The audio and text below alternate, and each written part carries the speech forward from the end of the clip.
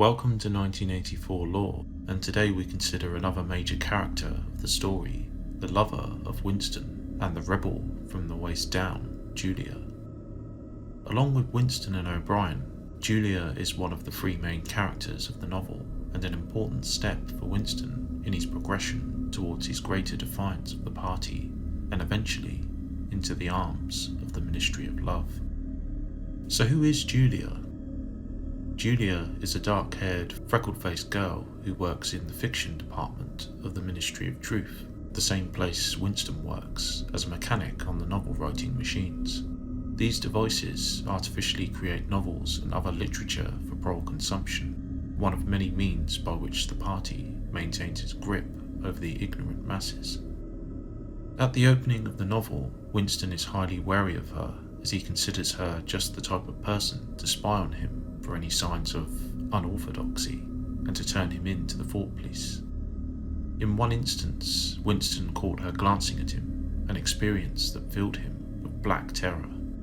Despite this general dislike of her, given this tendency of party women, especially the younger ones, Winston is also admittedly attracted to her. In part, it's this very physical attraction that likely fuels his dislike, given he knows that he could never have any kind of intimate relationship with her. To solidify this impregnable image he has of her, Julia is also a paid-up member of the so-called Junior Anti-Sex League, a group within Oceania who advocates procreation via artificial insemination and for there to be zero sexual intercourse, even in marriage. Her apparent devotion to this cause is symbolised by her wearing of the scarlet sash of her group, which Winston notes was wound around her waist several times, just enough to accentuate the shapeliness of her hips. Julia, by all early appearances, seems to confirm all of Winston's thoughts about her, yelling loudly for the death of traitors in any crowd, and even outdoing others in her vitriol directed at Emmanuel Goldstein during the 2 Minutes Hate. Winston notes that with a boyish jerk of her arm, she launched a Newspeak dictionary at the nose of Goldstein. Winston suspects throughout the first part of the novel that Julia has some malign interest in him. She appears close to him in the 2 Minutes Hate and glances at him sometimes. When he spots her as he walks outside of Mr. Charrington's shop, his suspicions about her tailing him are all but confirmed, and he even considers murdering her before she can denounce him. Of course, Winston's interpretation of her is erroneous. Following the smuggling of the note to him, Winston's world is upturned, and their highly forbidden love affair ensues. It's in part 2 that we learn more about her. We know she has been a rebel against the party for at least a decade or so before her affair with Winston. She is 26 years old on their first meeting. She tells Winston her first love affair was at the age of 16 with a fellow party member of 60. This first lover committed suicide to avoid arrest, which also spared her an earlier stay in the Ministry of Love. It's not certain if or how long the party knew about her own defiance, but lacking any concrete evidence in the law, we can assume she successfully cheated the party for some years at least, possibly even up to her encounters with Winston. We know Winston himself was being watched, according to O'Brien, for 7 years, covering the entirety of the novel and their affair. Unlike Winston, Julia makes a conscious, conspicuous effort to appear orthodox, as we have noted. She works even longer hours than Winston's 60 per week, as well as working in the fiction department on the novel-writing machines. Julia also spent some time working on erotic material for proles, a particular mark of good character and an unwitting praise by the party of her own disguise. As well as her general working hours, Julia also puts in extra hours posting Junior Anti-Sex League literature around London. At school, she had been captain of the hockey team. She had won the gymnastics trophy 2 years in a row. In addition, she had been a troop leader in the Spies and then a branch secretary in the Youth League. Overall, she had thus spent considerable time and effort cultivating her pure image for effective camouflage. Unlike Winston, Julia was raised some years after the revolution. Her memories are thus hazy concerning the world before the party. Her most notable source of the pre-revolutionary world, at least earlier on, was likely her grandfather, whom she notes disappeared when she was about 8. It's also likely too that her first lover, a man of 60 some 10 years before, also had clear memories of the time that he related to his young lover. Though she probably had some idea of what life was like before the party and Big Brother, she still considered any rebellion outside of the personal as silly. The party was unassailable, but if you were clever, you could cheat the party to have your own pleasure and secret life. Julia, to her credit, is likely very good at this type of defiance. By her time with Winston, she has had scores of encounters without being caught, or with fellow outer party members. If we take her at her word, then she has had many encounters, at least 40 if we take her phrasing literally, possibly involving multiple lovers. The evidence supports this, with Winston noting with admiration that she took charge in their own initial meetings, precisely planning the means by which they could meet, and having a route planned and rehearsed in her head before even talking with him. Another impressive trait is her resourcefulness. Though Winston too shows a certain knack for obtaining certain things, like razor blades and his diary and pen for example, Julia is able to obtain black market goods, such as white bread, jam, sugar, and real coffee. Despite all of this, however, Julia is, at heart, no revolutionary. Unlike Winston, she has no independent interest in overthrowing the party.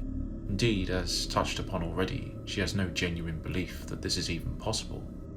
Her rebellion, as Winston notes, always came back to her own pleasure and sexuality. If considered in that context, Julia was capable of great acuteness of thought. However, anything political or otherwise concerning their world invariably bored her to the point of even putting her to sleep. Though arguably being a better rebel than Winston, Julia's fate is tied to her lovers, and her downfall comes with their affair. Though it's impossible to know exactly when the Thought Police became aware of her, at least at the latest, Charrington would have been aware Winston had a lover when Winston rented the room. As Winston notes, he knew it was for the purpose of a love affair. Perhaps Julia exposed herself as early as the encounter outside of Charrington's shop, just prior to the note-giving incident, or more generally with her interest in Winston. Given the length of Julia's own time as a rebel, around a decade, we can safely assume she successfully avoided detection up to her time with Winston. Once their affair had begun, however, her fate too was sealed, assuming we take O'Brien's later information that Winston himself had been watched for some 7 years as true. Before meeting O'Brien, Julia refused to believe the so-called Brotherhood existed, that is, the shadowy organisation set up by and led by Emmanuel Goldstein. Julia may in fact be right about this, as O'Brien, though refusing to confirm whether or not it exists later on, does admit to fabricating Goldstein's book, and since he is revealed as totally loyal to the party and Big Brother, we can assume the group is at least used as a false flag tool, if it is not totally fictitious. Julia also notes that the war fought between Oceania and its rivals is likely all a large fraud too. Winston, for his part, had simply not considered this possibility. Julia further theorises the bombs and attacks suffered by Airstrip 1 are most likely launched by the party itself, simply to keep everyone frightened.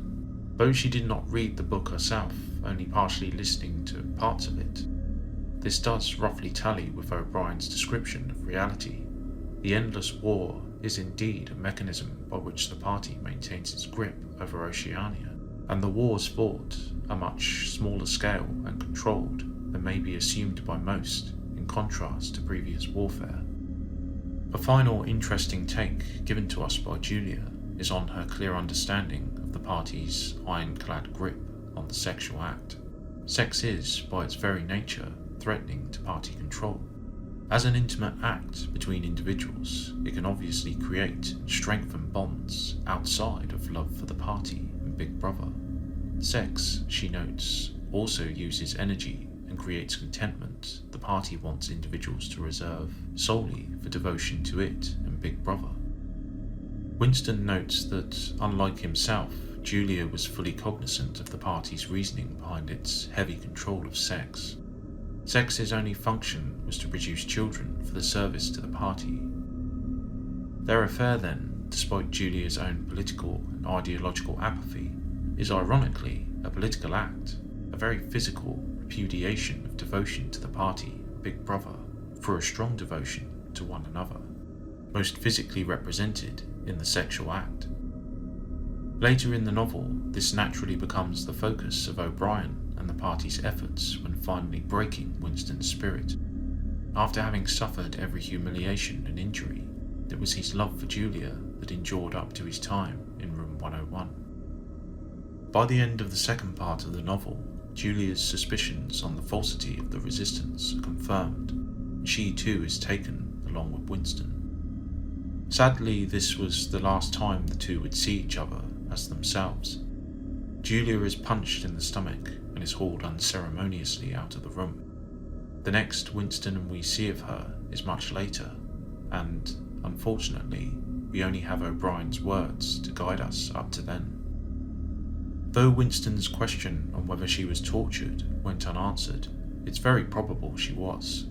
Indeed, Winston's question was almost certainly rhetorical and uttered largely in a desperate hope for a negative answer.